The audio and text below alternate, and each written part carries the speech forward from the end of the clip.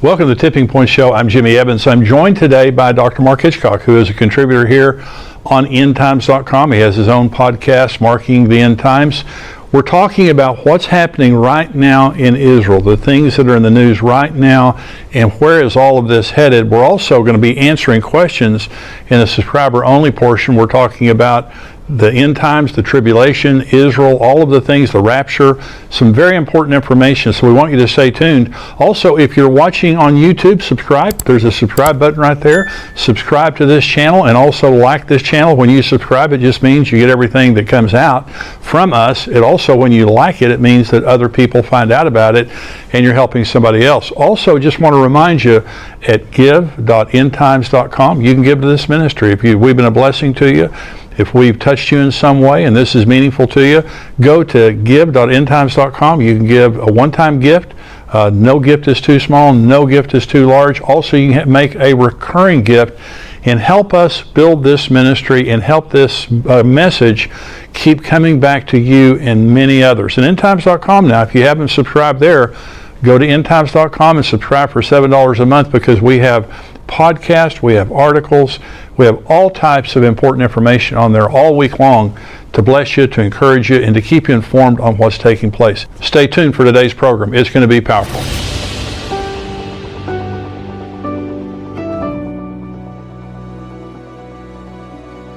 Well, I'm joined today by Dr. Mark Hitchcock. He is the senior pastor of Faith Bible Church in Edmond, Oklahoma. He's also a regular contributor here. He's written over 30 books on the end times, and he has his own podcast called Marking the End Times here on endtimes.com. He's a part of our conferences, everything that we do. And we're talking today about what's happening in Israel, the headlines that are happening in Israel. We'll also be answering questions from our subscribers. Mark, thank you for joining me today. Great to be with you again, as always. We have this new book that we have just written together. It's called What's Next? The Israel-Gaza War, Connecting Today's Headlines for Tomorrow's Prophetic Events. And so this book, it was actually held up a couple of weeks by Amazon, but we talk in here about kind of the past, and you've done some podcasts recently on where Israel came from. In other words, is this actually their land, or are they occupiers, as people are saying? We talk about that in here. We talk about what's happening right now. We also talk about the prophetic implications of what's happening. What's happening in Israel right now is on a scale from 1 to 10, just in my mind prophetically, this is a 10. This is something that is unprecedented in world history, this level of anti-Semitism. Do you believe that? Sure. I mean, it's since the Holocaust, I mean, obviously the Holocaust was a concentration of anti-Semitism in Nazi Germany, but now we're seeing it globally. Yeah. I mean, that's the difference now. I mean, the world didn't really know what was going on in Germany. Finally, when these, their concentration camps were freed, people realized the horror that had been going on in Germany and also in Poland and other places. But it's global now. You have 100,000 people in Paris. 200,000 people in London. I mean, they're just coming out and just filling the streets and just filled with venomous hatred for the Jewish people. It's something that you could never even imagine. And if it happens to any other group of people, it's immediately decried, justifiably. But when it happens to the Jewish people, it's just there's not a counterbalance or outcry against it. I know there's some things happening in our country, some pro-Israel marches that are taking place as well, but they're nothing on the scale of the pro-Palestinian, the anti-Semitic rallies that are happening all around the world. Well, the amazing thing, and I don't know why we should be amazed, but Bible prophecy says that the final scene of this age is the whole world marching against Israel. Zechariah 12, other places in the Bible where it says and they've all marched against Israel. So we see today that type of hatred toward the Jews there's already a war going on, but it could become at some point, it will become at some point, an international effort to come and take Jerusalem away from the Jews. Yeah, that's right. I mean, all of these prophecies in the end times really have to do with Israel, with the world hating Israel. you have the Ezekiel 38, 39 war where, this Russian-Iranian coalition, they come into the land of Israel. They come against the Jews. God delivers them. You have Zechariah 12. You have Joel chapter 3, God's going to gather the nations to the valley of Jehoshaphat, the valley of decision. That's the Kidron Valley, right next to right on the east side of Jerusalem. So that's the center point in all the world. And what we see today is it's the center point in the world today. I mean, it's the focal point, it's the bullseye, it's ground zero, whatever metaphor you want to use. And to see it happening today, we've all known, this is going to happen in the end, before Jesus comes back. But to see it it's just like it just suddenly mushroomed before our eyes, really everywhere in the world. It's really, even for those of us who believed it was going to happen and knew it was going to happen, I still think it's shocking. It's shocking. Yeah, October 7th was the match that lit the gasoline. That we didn't know how much gasoline was out there, but it's worldwide.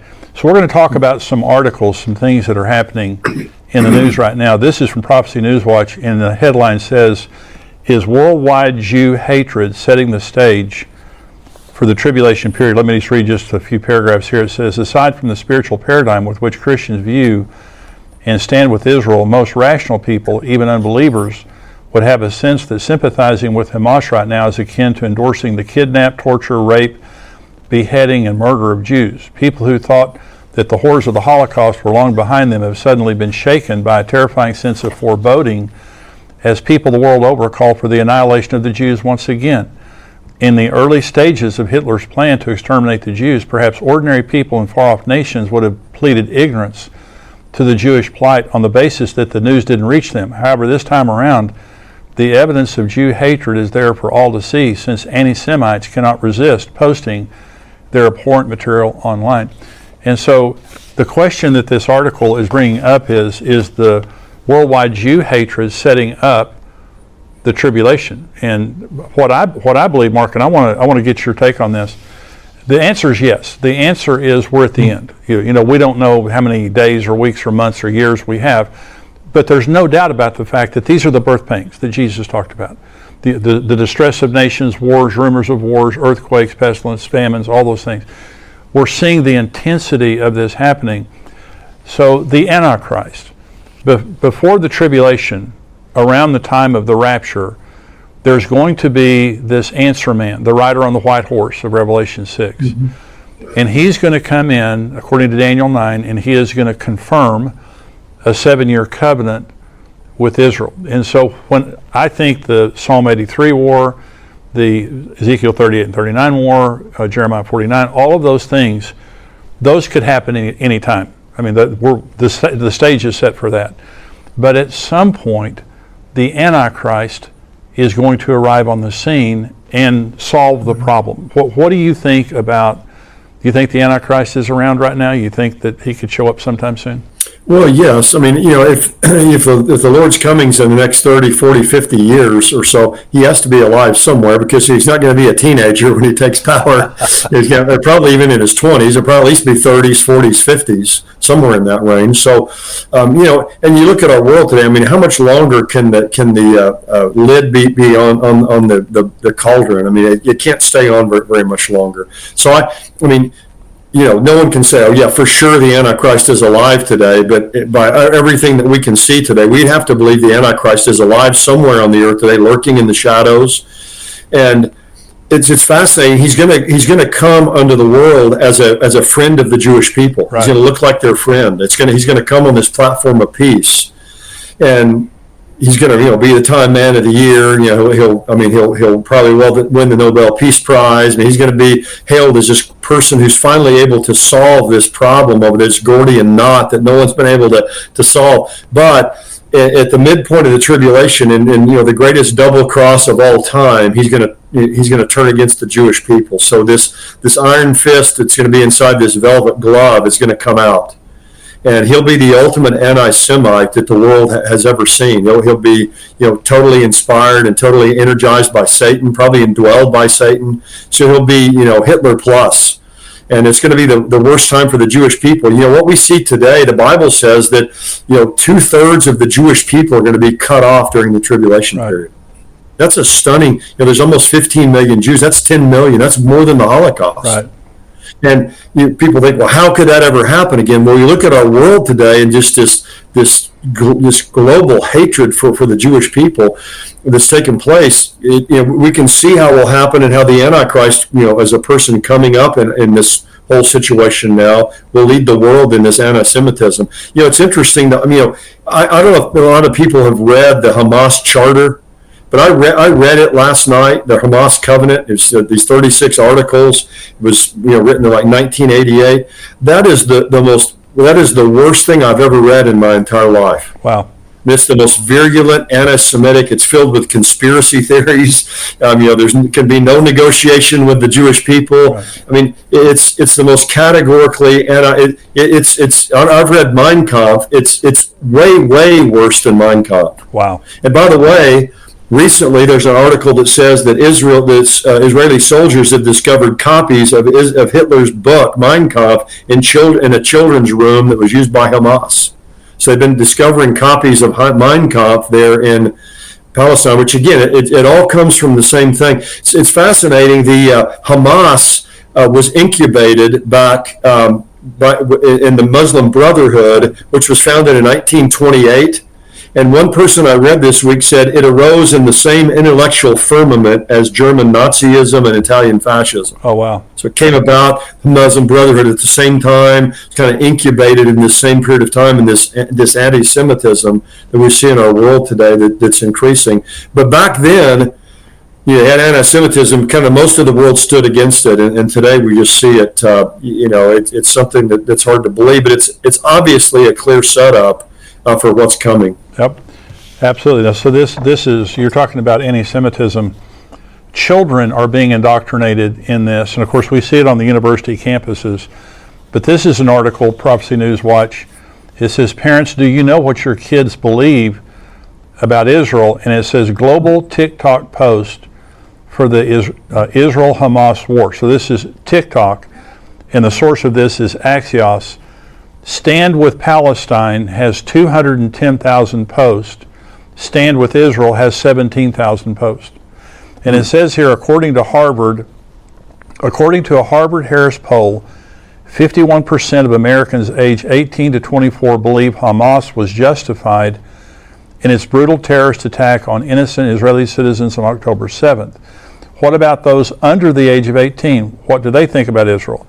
A recent article in the Jerusalem Post explained that around 6 individuals, some associated with Hamas and collectively boasting more than 100 million social media followers, have been waging a propaganda campaign against Israel on various social media platforms since the start of the Swords of Iron War of October 7th. And it goes on here to talk about TikTok and how TikTok is influencing young people, but the majority of young people today side with Hamas and believe that their attack was justified. That's very troubling. Well, it is, but I think it all of that comes from this whole paradigm that people are being taught today. Young people are being taught against the oppressed and the oppressor. And if you can convince somebody that someone is an oppressor, then everything they do is bad. And if someone's oppressed, then everything they do is good. And so the whole world has been kind of framed in this light. And Israel has been an oppressed people from their beginning. That's right. With Abraham. Yeah. They're oppressed in Egypt. They've been, the pogroms against them with Haman and Antiochus Epiphanes and with Adolf Hitler. I mean, it's been one pogrom and persecution after another. And again, it's all energized by Satan, who's the ultimate anti-Semite, who doesn't want God's promises with Israel to be fulfilled. That's right. But it comes out of that whole milieu of this oppressed oppressor. And the Jews came in 1948. Most of the land that they have, they purchased. That's right. They purchased the land. They were attacked simultaneously by 5 Arab nations, and the people who were living there, many of them fled. They left. Well, the Jews didn't let them come back because, they don't know what these people's intentions were. And it's all, that Israel came in and just stole their land. They bought most of it. People fled. They took the land there. Certainly the Jewish people aren't perfect. I mean, the Jewish nation isn't perfect. No one would say that. But it's all coming from these young people today, from their mindset of this oppressor viewpoint. And so they're going to immediately, jump to the conclusion to be on the side. But to be on Hamas side, but to say that the attack that happened on October 7th was justified, that's a level of brutality and acceptance of that, and really glorifying that I don't think we've ever seen before. And that's troubling because that's this younger generation. Yeah, the Secretary General of the United Nations, Guterres, came out 2 weeks ago and said that it was justified. He said that because of the oppression of Israel, that it was no wonder that Hamas acted the way that they did against their oppression. So again, this is the young people. It's a lot of the university. And I said this, I was bringing a message a couple of weekends ago, and I made this statement. I think that parents and taxpayers in the United States need to think through how long we're going to send our children and our grandchildren to universities to learn to hate God, hate America, and hate Israel. Because they're being indoctrinated in many cases. Yes. And if they come against these professors, they pay a price for it. And so this is a troubling thing. I think you have another article there, Mark. Yes, I got an article. There's an interesting one that says there'll never be a better time for Israel to strike in Iran. That's a fascinating topic, because what many are saying right now is, Iran has been kind of getting off the hook. They're just using these proxies, or they're surrogates for 20 years. They've been just letting other people do their dirty work. And so that's an article in Haaretz. It's an opinion piece, but saying that Iran is going to have to pay the price themselves for what they're doing. And, you can attack Hamas, you can attack Hezbollah, you can attack the Houthis down in Yemen, all these different, but sooner or later, Iran has to pay the price. And so it's being said, this is the time for Israel to strike Iran and hit Iran and make Iran pay the price. Now, we all know if that were to take place, it would set, the dominoes would begin to fall. But, it may be that Israel will do that here at some point in time, and the United States as well, because we've had, last count I have, it goes up every day, 52 attacks against our bases in Iraq and Syria.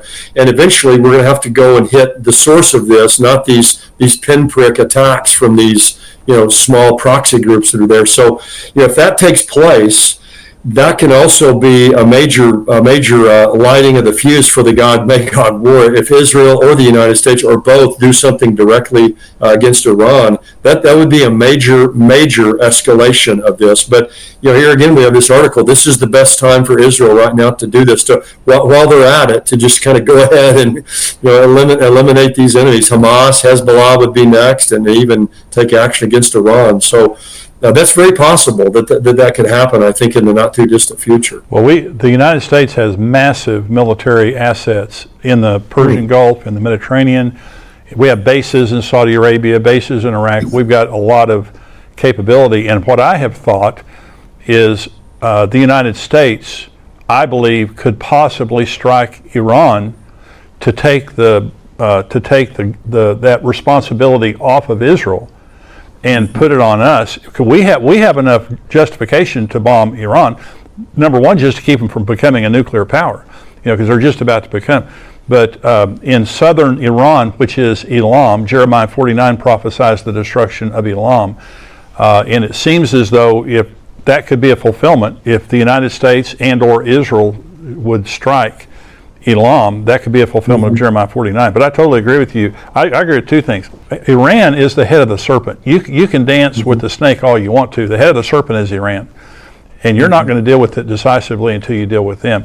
But the other thing is, this is a good time to strike Iran, because you take away their momentum, because they've done a masterful job of creating all of these proxies all around Israel to now be a real major threat to them. Especially Hezbollah right now, if Hezbollah enters into the fray, and they've been escalating their attacks, Hezbollah has a tremendous amount of military power. It's been called, this network of proxies, they've been called the axis of resistance, that are coming against Israel, and of course the United States. And Israel's been called by them the little Satan. The United States is the great Satan. And in the United States, we need to be on alert, because as many people have been warning here lately, we're next.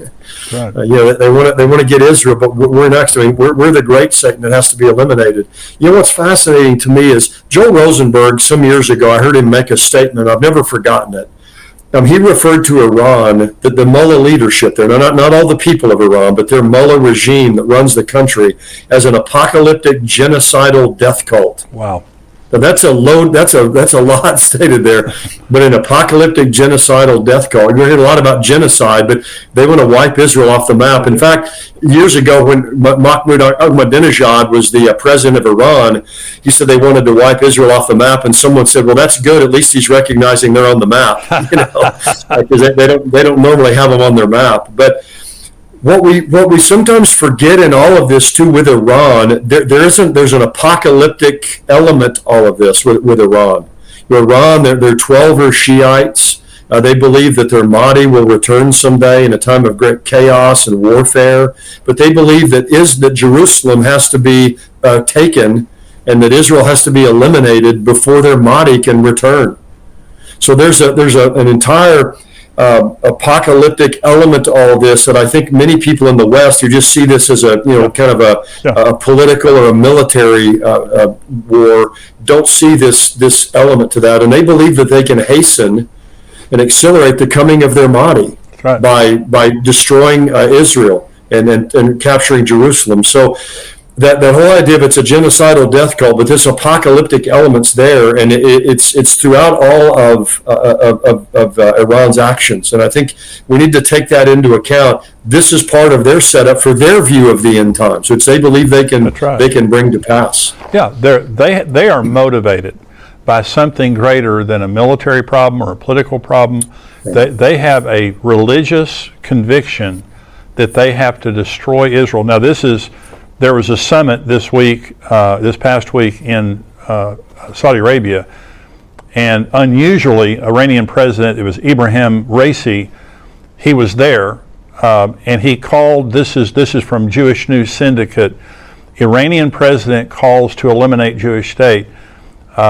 Iranian President Ibrahim Raisi called on Saturday for the creation of a Palestinian state from the river to the sea, a genocidal rallying cry necessitating the destruction of Israel. The Jewish state is bordered by the Jordan River on the east and the Mediterranean Sea to the west. Raisi made the threat in Saudi Arabia at a summit of Arab and Muslim leaders on Israel's war against the Hamas terror group.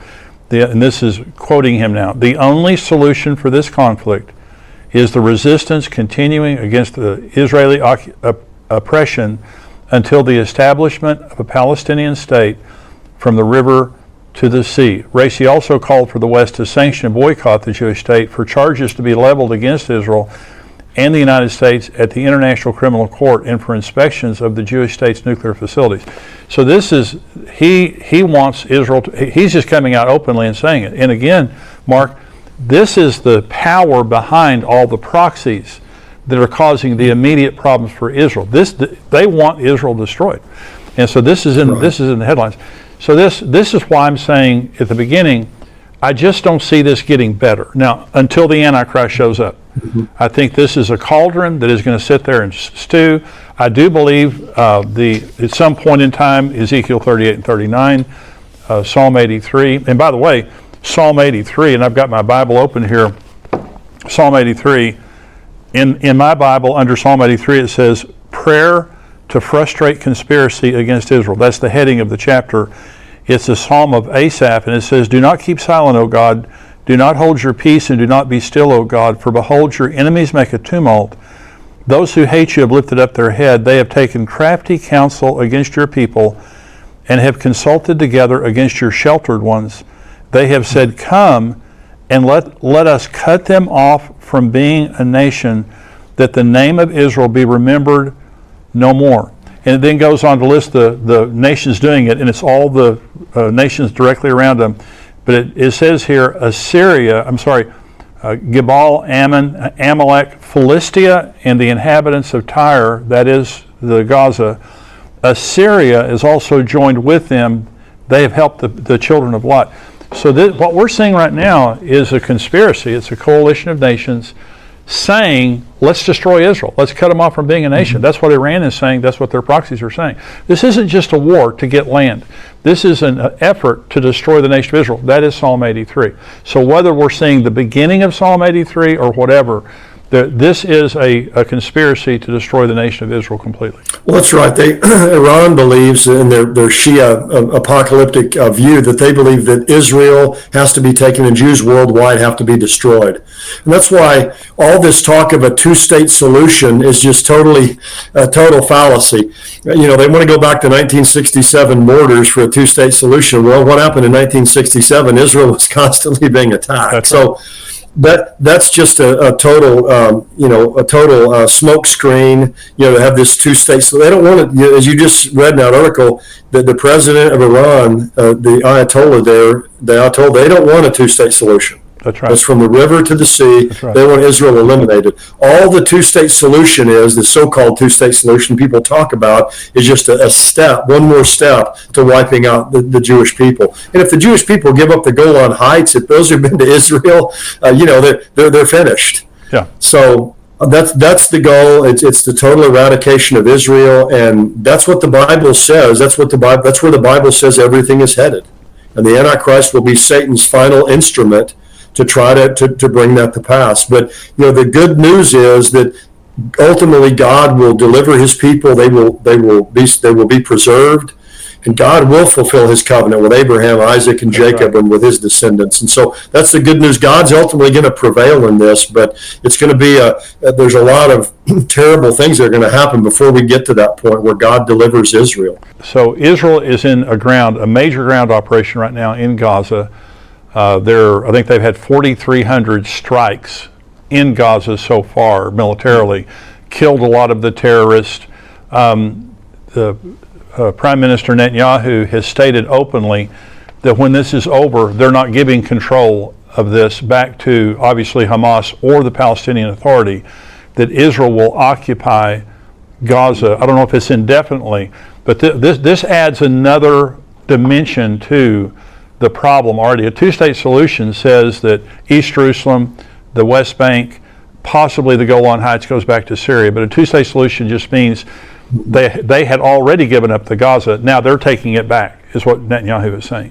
Then you have East Jerusalem. What do you think the significance of that is, that Israel is taking control of Gaza? Well, it's just going to continue. The outcry in the world is just going to become greater and greater against that. Because again, it's just going to reinforce this idea. Well, they're occupiers. They're the oppressors. Israel's been out of Gaza since 2006. They have their own government there. In fact, a friend of mine just sent me a picture, our guide in Israel, Ronnie Cohen, of the Golani Brigade inside the headquarters of Hamas in Gaza City. They've taken that. So they've taken all, but it's just going to increase this idea, that they're the oppressors. But Israel's been out of there since 2006. That they've had their own government. Yeah. Gaza, with all the money they've received, the three leaders of Hamas combined are worth $7 billion. Oh my gosh! Yeah, the main two leaders are each worth $3 billion. The third in command is worth $2 billion. So the commanders of Hamas, the three leaders, are worth $7 billion. Where's all this money that's been going in there? Where's it been going to line their pockets? Gaza should be a resort. It ought to be like Qatar. It ought to be like these beautiful places in the Middle East. All the money that's flowing in there, they can do whatever they want there. But they have a venomous, satanically energized hatred for Israel that blinds them to everything else. But that's the problem when Israel, if Israel stays there and occupies that area for some period of time, it's just going to reinforce this idea that Israel are occupiers, and it's just going to ratchet up even more the anti-Semitism in our world today, tragically. But they have to do that to protect themselves. Yeah.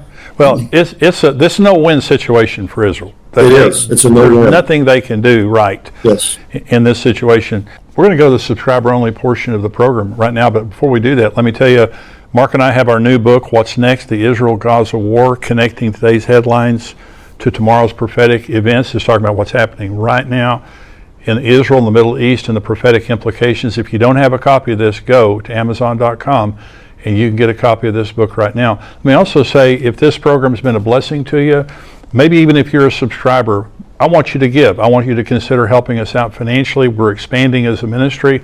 We're trying to add new features and new people on the site. And so you can go to give.endtimes.com. You can give any size gift. No gift is too small. No gift is too large. And also you can give a recurring gift. If you want to give every month or every quarter, whatever, you can make your gift a recurring gift. So go there right now if you haven't already. If you're not a subscriber, go to endtimes.com, $7 a month. We would love to have you become a subscriber so you can get everything we have, the full show, all of our podcasts, all of our articles, endtimes.com. If you are a subscriber, stay tuned. We're going to answer questions.